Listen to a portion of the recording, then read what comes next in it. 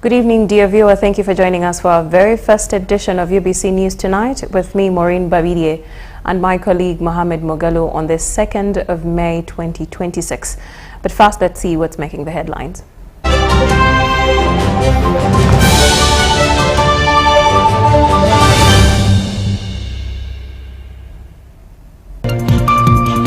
Stakeholders call for a third eye on the Protection of Sovereignty Bill 2026. Death toll rises to 12 in capsized charcoal canoe disaster on River Nkusi. 2026 wildfire report reveals rising animal numbers. CAF sets June 19th as kickoff for 2027 AFCON that will end on 17th July. Brought to you by the Deposit Protection Fund of Uganda. Keep your information up to date with your regulated financial institution. Customer deposits are protected up to 10 million Ugandan shillings. Terms and conditions apply. Good evening once again. Thank you for joining us. In our first report, the Ministry of Energy and Mineral Development wishes to inform the public and stakeholders that the government has undertaken review of the management at the Uganda Electricity Distribution Company Limited, UEDCL. In this regard, the services of the chairperson of the board have been terminated and the managing director has been placed on forced leave to allow for a comprehensive review of the company's governance and management.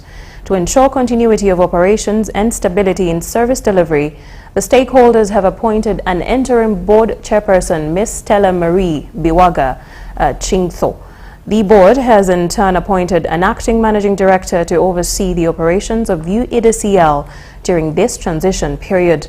These interim arrangements will remain in place until the vacant positions are substantively filled. The ministry emphasizes that these actions are part of routine governance and oversight procedures aimed at strengthening institutional performance, accountability, and service delivery within the energy sector. The public and all stakeholders are hereby assured that electricity supply and distribution services will continue uninterrupted during this period.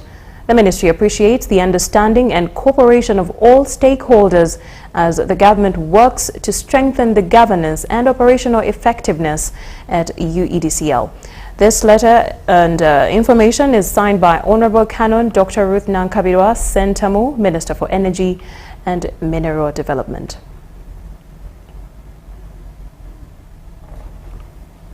Now, in more news, Albertine Marine Police have recovered 2 more bodies from River Nkusi in Chaleni Village, Kagadi District, bringing the confirmed death toll to 12 following Tuesday's tragic boat accident. The incident occurred around 8 p.m. when about 39 charcoal burners loaded with bags of charcoal were traveling by a locally made canoe from Bugoma Central Forest Reserve in Chikube District to Pachwa Town Council in Kagadi District. The vessel capsized, killing an estimated 30 people, while 11 survivors were rescued and taken to nearby health facilities. Marine police and rescue teams continue search operations along River Nkusi and Lake Albert shores as efforts intensify to recover the remaining missing persons, according to Marine Police Commissioner Sulaiman Chirunji. We have a report.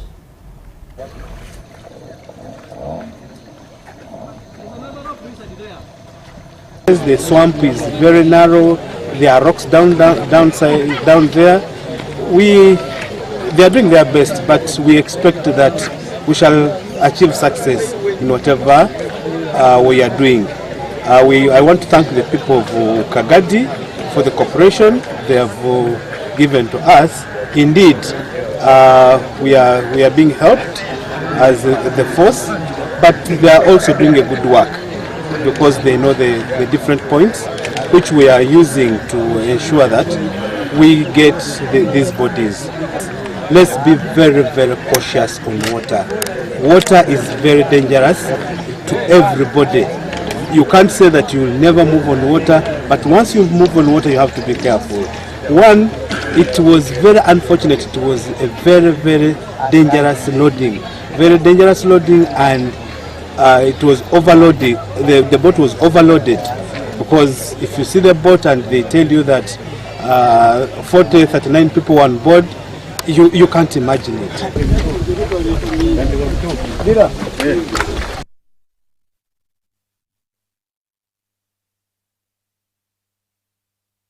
In more news, Uganda's wildlife numbers are on the rise. The Uganda Wildlife Authority, UWA, has unveiled its 2026 Wildlife Resource Report, highlighting a notable increase in rhinos and other key species across the country's national parks. Launching the report, the Minister of Tourism, Wildlife and Antiquities, Tom Butime, praised UWA for its conservation efforts and reaffirmed the government's commitment to strengthening the tourism sector. We have the details. The 2026 Wildlife Resources Report has been released, highlighting significant progress in the protection of wild animals and its positive impact on Uganda's tourism sector. The report reveals notable increases in key species such as rhino, elephants, and others. However, it also points to a decline in lion population, largely attributed to continued poaching in some game parks. Presiding over the launch, the Minister of Tourism, Wildlife and Antiquities, Tom Butime, credited the achievements to strong collaboration among stakeholders. He emphasized the need to sustain these joint efforts to further strengthen the tourism industry. Government alone cannot secure Uganda's wildlife future without the support of local communities, development partners, researchers, civil society, the private sector, and responsible citizens. Wildlife protection must increasingly be viewed as a shared national duty. The minister also urged the Uganda Wildlife Authority UWA to ensure the report goes beyond publication and becomes a practical tool for policymakers, researchers and other stakeholders in the sector. It should be used actively. Policy makers, planners, conservation managers, researchers, investors, district leaders, and all sector stakeholders to inform decisions and shape action. UWA Board Chairperson Professor James Kalema called for a review of the Uganda Wildlife Act to enhance its effectiveness, stressing the importance of integrating real-time data into wildlife management. It's therefore our considered opinion, Honourable Minister, that we revise, and this is going to come in our proposal as a board, that we revise the frequency from 1 year to 5 years. We are going to work very hard to put in place an anti-poaching force that should fight poaching as we fought terrorism in this country, so that we can be able to be sure that we maintain the wildlife populations. Dr. Caroline Asimwe, Assistant Commissioner for Research and Ecological Monitoring at UWA, noted that the report covers various categories including flora, macroorganisms, insects, and large mammals. She also highlighted percentage increases in several animal populations. The buffaloes from 2021 to 2025, we have registered an increase of 29%. The zebras, we have registered 18%. The Uganda cobs, we have registered an increase of 5%. The chimpanzees, we have registered an increase of 20%. Impalas, we have registered an increase of 69%.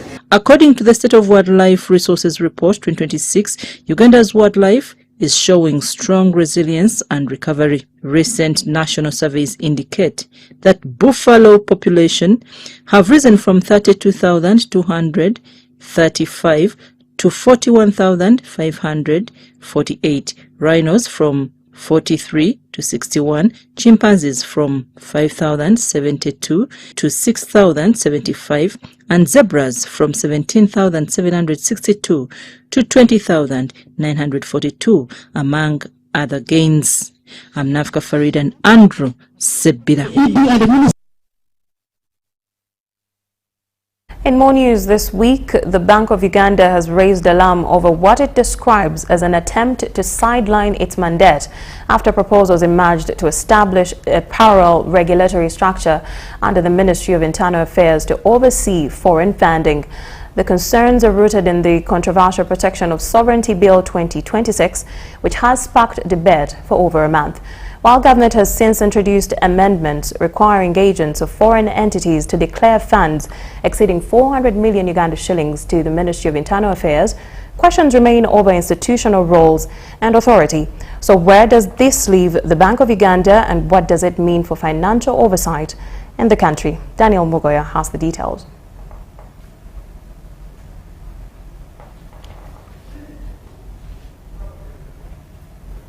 Internal Affairs. About 2 weeks ago, the Parliamentary Joint Committee on Defence and Internal Affairs, Legal and Parliamentary Affairs opened consultations on the need to safeguard Uganda's sovereignty from alleged foreign influence. Our procedure is, after listening to stakeholders' views, we retreat as a committee to consider each and every view that has been mentioned by a stakeholder. The move follows government concerns over what it describes as continued interference by some civil society organizations, NGOs and other bodies in Uganda's policy development process, making it, according to proponents, difficult for the country to fully self-govern. Those backing the proposal point to unregulated foreign funding as a key driver of external interests shaping domestic policy. We are saying for avoidance of doubt, this act applies to an agent of a foreigner who engages in any of the following activities through any means, including the use of digital platforms. For example, engages in political activities in Uganda to further the interest of a foreigner. However, a section of civil society organizations has pushed back strongly, questioning the intent of the proposed legislation and calling for deeper scrutiny, or what they described as a third eye, warning that the bill in its current form should be rejected entirely. Beyond politics, Honorable Chair and members, this bill is an economic suicide note. It creates a hostile environment for capital and labor, directly worsening the severe economic pain already biting Ugandans. That's why I'm calling it an economic suicide note. So you wonder why the government itself thinks that it should be getting foreign funding and yet seeks to block or regulate heavily NGOs, political parties and other organizations from being able to do the same. When it comes to amendment of the Constitution, we have decisions here. It goes back, it takes us to Article 262B, which requires that any bill for an act of parliament expressly or impliedly affecting sovereignty of the people and the supremacy of the Constitution must be approved by the people through a referendum. Some stakeholders further cautioned that the bill could open the door to patronage and enslavement, raising concerns about possible targeting and restrictions on civic space. We shall all be victims of this particular legislation, including the members of parliament if they legislate it in the current form. We have not seen any clause here that speaks about domestic threats to the sovereignty of the people of Uganda. And there are so many, they are widespread.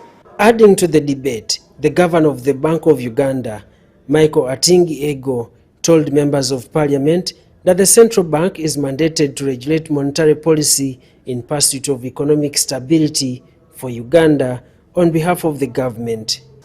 And then, because the bill is so restrictive in regulation, is likely to drive actors into informality. We are going to have informal channels again coming back. Think like the Hawala systems or the unregulated financial instruments, which is eroding the tax base and undermining the bill stated goal of transparency. He further urged the protection of Sovereignty Bill 2026 be harmonized with existing financial legislation, including the Financial Intelligence Act, among others, to avoid legal contradictions and overlapping mandates. These institutions already are operating effectively under well-established statutory mandates, and reaffirming their primacy would preserve the regulatory coherence and accountability, avoid geo-licensing and inspection. President Yoweri Museveni, after listening to stakeholder concerns, reportedly dismissed some of the criticisms as noise, using the local expression "olwali," in what some observers interpret as a response to mounting pressure. Attorney General Chirowa Kiwanuka and Minister of State for Internal Affairs David Muhoozi appeared on Thursday to introduce formal amendments to the bill. Among the changes is the removal of a clause that classified Ugandans living abroad as foreigners. Right now, as it is, if you're not registered as an agent of a foreigner, and you go around government agencies trying to change a policy, and it turns out that you are doing it for the benefit of that foreigner, then you commit an offense. If I register, do I now qualify to engage in these activities? Is that the implication? What ideally is the objective of registration? It appeared to me that in drafting this bill, there was no consultation, even within government. Concentrate on the purpose of the law. If I got my money for commercial business, I'm doing my commercial, it will not affect you at all. If you got the money for your family business, family use, it will not affect you at all. But colleagues, if any of us got money from a foreigner and did any of the things that are set out in 2.2, we commit the offense. The revised provisions now require only agents of foreigners to declare foreign funding and its source to the Minister for Internal Affairs. Ordinary recipients of foreign funding are no longer broadly captured under the same requirement. The amendments also set a ceiling. An agent of a foreigner must not receive more than 400 million shillings within a 12-month period without declaring it to the Minister. The issue we're dealing with here is that the members felt that the Minister was being given a very wide discretion on how money can come in and how it can. So we are saying, no, you declare it, and if government finds it illicit, then they'll deal with it. But you've declared it. And we think registration is important for purposes of accountability and transparency, so that if you offend the law, we can catch you.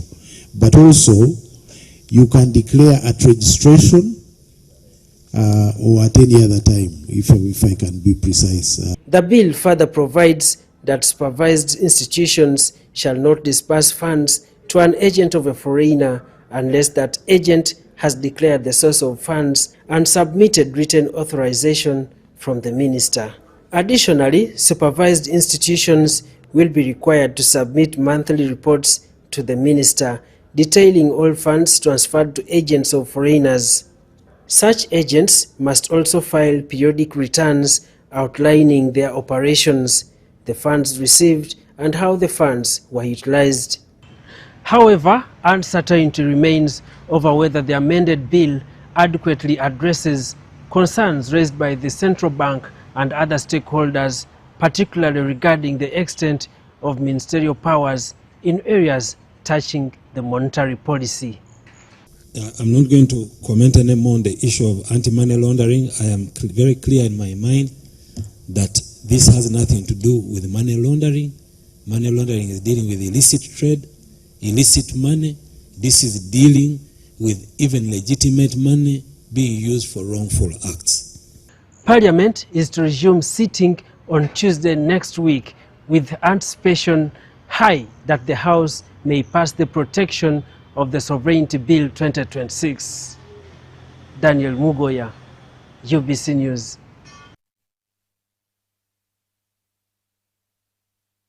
As you've heard from Daniel Mugoya, for any new proceedings regarding the sovereignty bill will be brought to you live from here on UBC Television and by our reporters.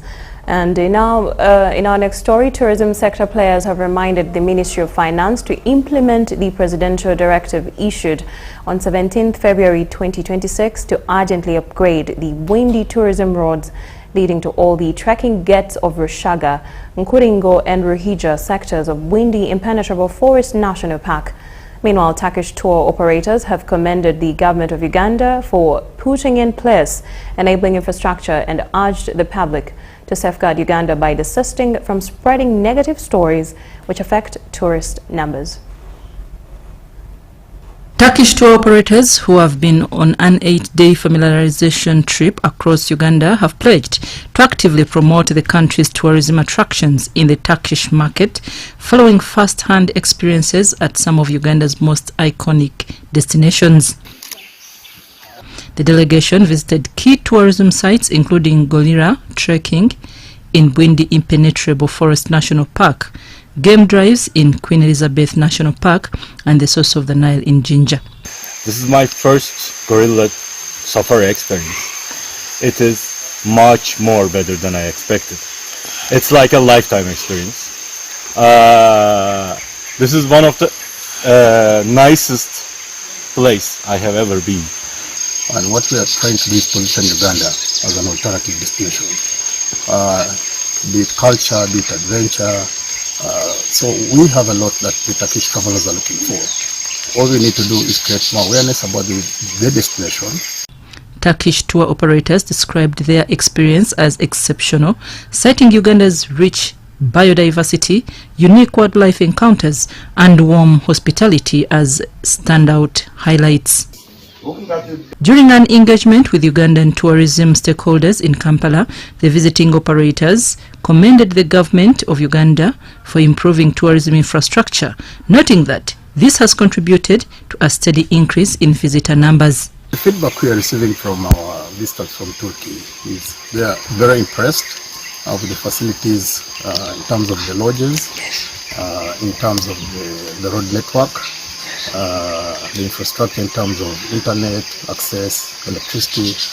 However, tourism sector players have renewed calls to the Ministry of Finance to implement the presidential directive to upgrade roads leading to the gorilla trekking gates in the Rushaga, Nkuringo and Ruhija sectors of Bwindi. This is a road that can actually increase money, and the money comes back to the economy. So we want to see, to ask the Minister of Finance, we are waiting as Parliament to see how they bring this proposal, whether it is a loan. I think that it is worth the investment. Industry figures estimate that Bwindi Impenetrable Forest National Park generates over $20 million in direct gorilla permit sales annually for the Uganda Wildlife Authority. Meanwhile, tourism stakeholders are calling on Ugandans to play an active role in promoting the country's image online, encouraging positive storytelling to boost Uganda's visibility as a premier travel destination. This development comes as Uganda prepares to host the Pearl of Africa Tourism Expo, marking the 10th anniversary of Poet, scheduled for 21st to 23rd May 2026 at the Munyonyo Convention Center. The expo is expected to attract global tourism investors and further position Uganda as a leading destination on the continent. I'm Nafka Farida and Sulaka Gugube. Scientists and innovators have commended government through the Science, Technology and Innovation Secretariat for providing a platform that enables them develop innovations that benefit not only the Ugandan market but also the international community. This was during the National Science Week at Kololo Ceremonial Grounds that saw the launch of a packaging center of excellence that will equip agro-processors with knowledge on how best to market their products through packaging. We have the details. The National Science Week 2026, held under the theme STI Works, Powering Uganda to a $500 billion US economy, has entered its second day, with many Ugandans standing up to witness and embrace the exhibitions. Various exhibitors, including scientists and innovators, showcased a range of innovations in mobility, health, food and beverages, and science and technology. Basically, this tractor is a farm utility vehicle. It does quite a lot of things at the farm. It can plow, it can weed, it can pump water, it can do maize shelling, it can do weeding, you can use it for transportation and so many other factors. Basically, we manufacture leather products from Ugandan-made cow leather, cow skin and hides. From the leather in Uganda, we manufacture bags, belts. This painkiller is the substitute for morphine. Those who use morphine and they get the side effects. This one has no side effects like morphine. It's all natural. Participants applauded the government for establishing an initiative that allows them to turn ideas into practical solutions, enabling Ugandans and the global market to benefit from locally made products. It's really impressive that we Ugandans have been given a chance to exhibit what we make and to put it to the international standard. the way they are holding us together and keeping us up. We're really thankful to the government. Working on the product development. So right now as I talk, we are in the preclinical studies with Makerere University and a COVAB. We are doing it, we are testing it in rats for several things. We are making sure that mindset is changed so that people can appreciate the technology and move on with it. Manufacturers have also been advised on how to improve the quality of their products and expand into wider markets. Packaging is very important, but it takes a big chunk of our costs. So you cannot start with it. First work on your product. We need to look at how is this product going to reach the final user? In how many hands is it actually going to go through? Day 2 of the National Science Week also marked the launch of the Packaging Center of Excellence, presided over by the Science and Technology Minister, Dr. Monica Musenero. Be very open-minded and make use of the center such that you get proper guidance, you get proper knowledge, proper information. Rebecca Natongo, Mikey Bakabulindi for UBC News. Now, the government has announced a major breakthrough in its long-awaited restocking program for the Greater Northern and Eastern regions. Through the Office of the Prime Minister, officials say the first batch of beneficiaries in Acholi, Lango and Teso will begin receiving support before the end of this financial year. Minister of State for Teso Affairs, Dr. Kenneth Ongalo, says preparations are in the final stages, with funds set to be disbursed directly into beneficiaries' bank accounts, marking a shift toward faster and more transparent delivery. Details are emerging on how the rollout will be implemented across the affected sub-regions. The long-awaited rollout of the restocking program has previously faced delays after being entangled in political disputes, according to the Office of the Prime Minister. The districts had even begun identifying the beneficiaries. We said, stop. This is not going the way we want, just stop.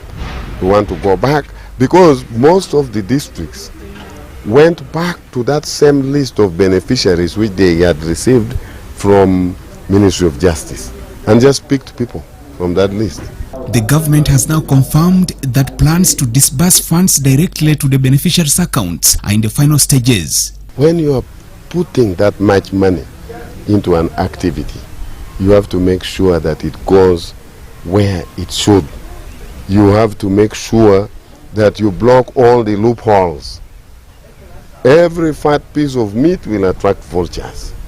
So before you put that meat out there, you must make sure you build structures around to protect it from the vultures. We don't want any mistake to happen in this program. Of the 80 billion shillings allocated to kickstart the program this financial year, more than 25 billion shillings has been earmarked for Teso sub-region. As Teso sub-region, 25 billion 684 million 810,000 was allocated to the sub-region.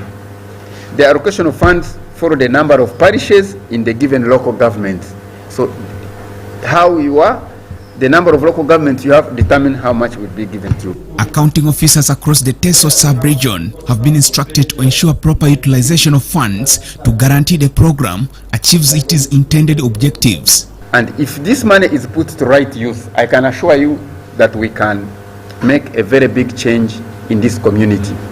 Because the 2 bulls can support us in animal traction, we can also use the 3 for income generating, as long as we ensure that whatever is done, money is put to right use. All eyes are now on the government to see whether it will deliver its pledge to roll out the restocking support before the end of this financial year. Oko Joseph, UBC. In other news, Godngu village in Noya district is lighting up literally and economically after the launch of a biomass solar hybrid mini-grid. What was once off the grid is now buzzing with power as homes glow, businesses expand, and a new chapter of opportunity begins thanks to Manduli Energy's game-changing project. 175 kilowatt mini electricity grid, spearheaded by Lamour County MP-elect Johnson Nyeko Kezekia, combines solar energy with biomass generated from agricultural waste such as rice husks and biochar. Kezekia says the initiative aligns with the government's rural electrification strategy aimed at achieving universal access to electricity by 2040. The first aim for this business is to make profit as a normal business. But in the process, we found out that this is a better business because we could have even gone into building hydropower stations, small ones. But we found this a cheaper one. It produces the same power. And then it makes us capable of selling electricity at less than half the price of the current prices. Instead of a power that is more expensive to produce, will produce a cheaper power that will definitely be realized in the manufacturing industry. Engineers behind the project explain that the use of farm waste not only provides a sustainable energy source, but also supports environmental conservation and adds value to local agricultural activities. So here in Gotku village, Noai district, most of the communities basically are farmers, more than 90%. So there's a lot of waste generated from the farming. The rice that is grown, there's a lot of waste. That part of it is rice husk from the milling of the waste or of the rice. Residents say the project has already connected over 185 households, businesses, schools, churches and street lights, significantly lowering the cost of power and improving daily life. I'm excited to use this power because it has eased our work and the power is on 24 hours. Every day, every night, if you'll be able to reach the power, and we use it for lighting, we use it like for pressure cooking, we use it for cooking, boiling water and preparing tea for children when you come back from the garden. For us, we are farmers. When we have this electricity, it has helped us a lot. We have the fridge that we are running, we have the music system, we have this casino here, even it was helping us a lot, even the light. Because sometimes, you know, when the rain is there, can disturb, we cannot charge our battery. So, because of this electricity, we are able to have all those sources of light. I use this electricity for charging my phone.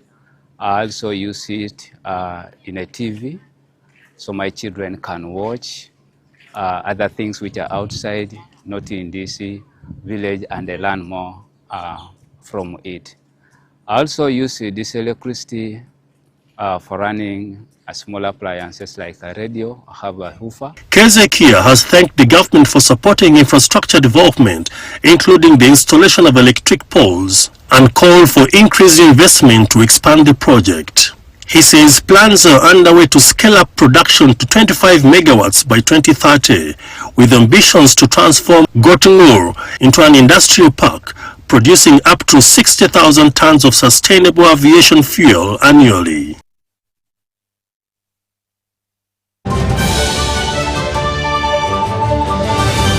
When you don't use Momo, you are forced to quarrel.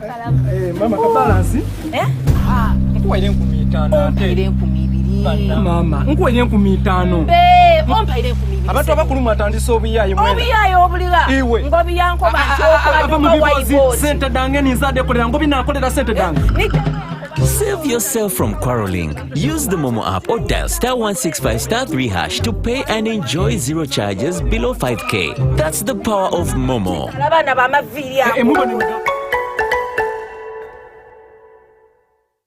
It's our mission to secure your money. Protecting your money is as important as earning it. It is for this reason that the Deposit Protection Fund of Uganda, DPF, was established by the government of Uganda to provide deposit protection to customers of regulated financial institutions. In the unlikely event that your commercial bank, credit institution or microfinance deposit-taking institution fails, the DPF will pay you up to 10 million Uganda shillings. Keep your personal information such as national identification number, mobile phone, or an alternative bank account updated with your banker. Terms and conditions apply. For more information, contact DPF at Aha Towers, Plot 7 Lodell Road, Kampala. Call 0312-206-400 or visit our website at www.dpf.or.ug. We are the DPF. We protect your money. Protection Fund of Uganda. It's back, bigger and with more business opportunities. It's the Pearl of Africa Tourism Expo Poate 2026, Uganda's flagship tourism event. Poate 2026 will take place from the 21st to the 23rd of May 2026 at the Speak Resort Convention Center, Munyonyo, under the theme Wanderlust. It's your time to thrive. Yes, it's your time to tap into Uganda's renewed optimism and tourism growth. Tourism stakeholders, travel trade partners, and tourism enthusiasts will be part of the Poate 2026. Come and network with like-minded people and unlock new business opportunities. To participate, register at www.poate.co.ug.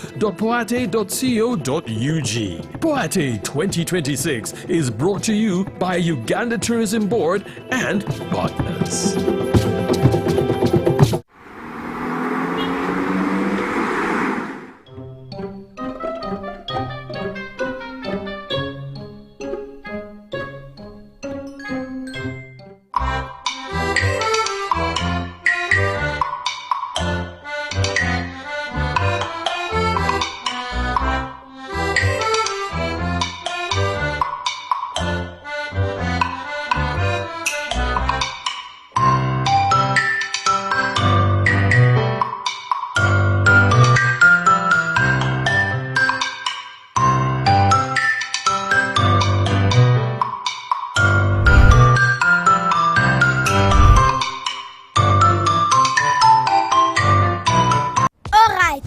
Listen up.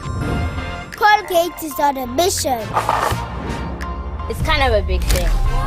Colgate Herbal uses traditional nature's herbs and combines it with Colgate Science for healthy gums and strong teeth.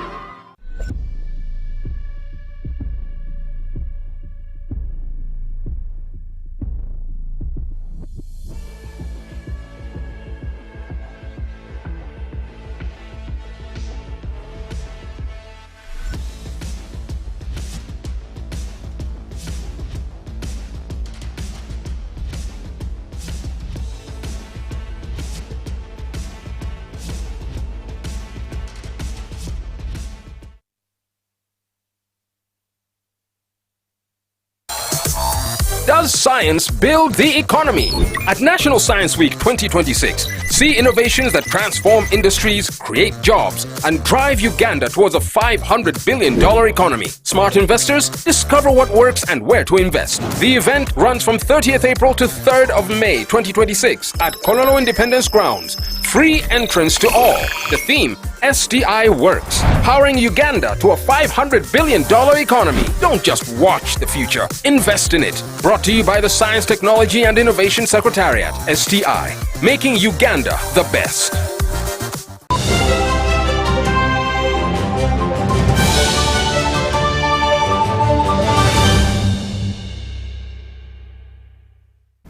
Welcome back from the break. Now, the government of Uganda has been widely praised for prioritizing the health sector, including the establishment of Health Center 3 facilities in every sub-county nationwide. Authorities have also intensified efforts in child immunization programs targeting diseases such as measles, polio, and tuberculosis in a bid to improve child survival rates and strengthen public health outcomes.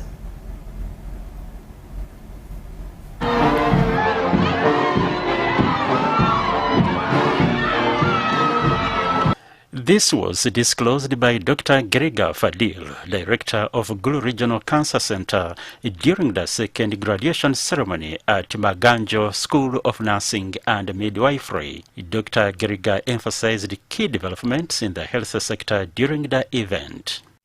That this is the only country in the whole of this region setting up standardized some specialization. You never hear of a National Heart Institute in this region, except in Uganda. You never hear a National Cancer Institute in this region, except in Uganda. You know that recently the Metro pre-qualified the use of injectable ARVs. Where was the study done? Specialized IDI, which is not in Uganda. Speaking at the same ceremony, the Attorney General of Uganda Kingdom, Christopher Bwanika, advised that government should proceed cautiously with the Sovereignty Amendment Bill, warning that it could create challenges affecting foreign funding inflows. As I have this platform, I want to make a comment on the protection of the sovereignty bill, which, as I told the media yesterday, is impacting on these cross-border money inflows. We caution government and all the lawmakers to be very careful about this law, because now I'm aligning it to the profession, which is one of our exports. Dr. Faisal Kintu, director of Maganjo School of Nursing and Midwifery, urged the government to consider providing tax waivers to local investors, noting that they play a significant role in job creation for Ugandans. Giving investors, foreign investors mainly, what we call tax holidays, for example 3 years, 5 years, so that they can settle and then afterwards they can start paying the taxes. We are also calling upon the government to support the local investors. Graduating students expressed joy at completing their studies and pledged to deliver timely and quality healthcare services to patients. Got a certificate in midwifery. I sat my UAPAP examinations last year in December, and I finished December last year. I've studied nursing. I'm now a fully enrolled nurse, and I thank God that by the time I've graduated, I already have somewhere that I'm working. The ceremony concluded on a celebratory note, marking a milestone for the institution and its graduates.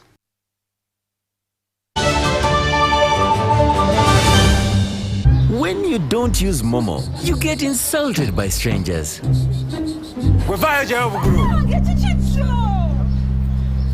Save yourself from insults. Use the Momo app or dial *165*3# to pay and enjoy zero charges below 5K. That's the power of Momo. Are you looking for a home away from home? Then this is the place for you. My name is Chini Kaji, and welcome to Hotel Le Confidential.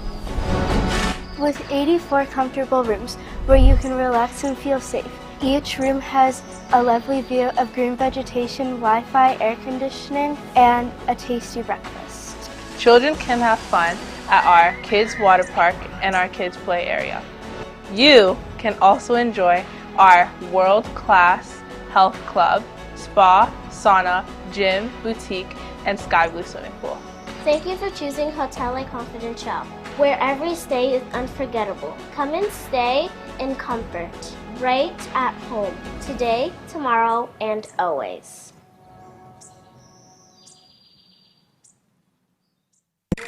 In a fast-moving world, why are we still stuck with paperwork? Signing here, stamping there, moving from office to office. It's exhausting. Now, there's a better way. With UGPass, you can securely prove your identity, sign documents, and access government services anytime, anywhere. No delays, no stress. Everything is instant, safe, secure, and government-backed. UGPass, your identity secured. Available on the Apple App Store and Google Play Store. UGPass is a product of NITA Uganda.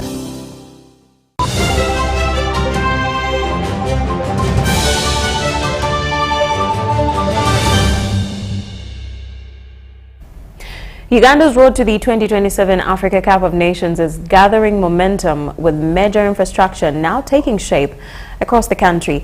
Meanwhile, Confederation of African Football (CAF) has released the kickoff and climax dates for the 2027 Africa Cup of Nations that Kenya, Tanzania and Uganda will co-host between the 19th June and 17th July. rain could dampen spirits in Lira City as the State Minister for Sports, Peter Ogwang, presided over the official handover of Lira University grounds to the UPDF Engineering Brigade for commencement of construction works. For the construction of the training facility for AFCON in Lira University. The project marks another key milestone in Uganda's ambitious roadmap towards hosting AFCON 2027 under the Pamoja bid, which continues to drive major upgrades in the country's sports infrastructure. By 1st November, I should be handed over the facility fully finished. We are operating under very strict timelines. We either fail the country or we must deliver the country. This project is going to take 6 months, and we mean it. Because you have been given all the money, there is no reason for us to complain of this and that. 6 months you'll be coming here to play football. It becomes the 4th university-based training facility to be developed following similar developments at Makerere University, Chambo and Gulu University. It's the beginning of the many aspects of our planning, solid development plan for universities, sports, which we have picked, starting with the AFCON projects, to request the university at a point to nominate their own students of personnel to be trained to manage the facility themselves. The 13.2 billion shillings project will be implemented in phases and will include a standard football pitch, an athletic track and supporting training infrastructure. By 31st of August, CAF will pronounce itself on our readiness for hosting AFCON 2027. So this is not business as usual. Lira University Acting Vice Chancellor Dr. Andrew Julonga welcomed the development, noting that it will significantly enhance the institution's sports facilities and the students' experience. And we continue to partner. State Minister for Sports Peter Ogwang reaffirmed the government's commitment to delivering all required facilities within the stipulated timelines. The project will be executed by the UPDF Engineering Brigade with the technical oversight provided by the Ministry of Works and Transport. We shall have a nice facility here, but we need also access to this facility. Okay, what about where players are going to sleep? The minister also urged the private sector to invest in hospitality infrastructure, assuring investors that upcoming international competitions will guarantee sustained utilization of these facilities beyond AFCON. It's no longer about government. It's now the role of the private sector to come in. Relatedly, Confederation of African Football has also released the kick-off and climax dates for the 2027 African Cup of Nations that Kenya, Tanzania and Uganda will co-host between 19th June and 17th July. Final details of who will host the opener and finals plus which groups will be known later, with the qualification draw expected on 19th May 2026. Ediulwa, UBC News.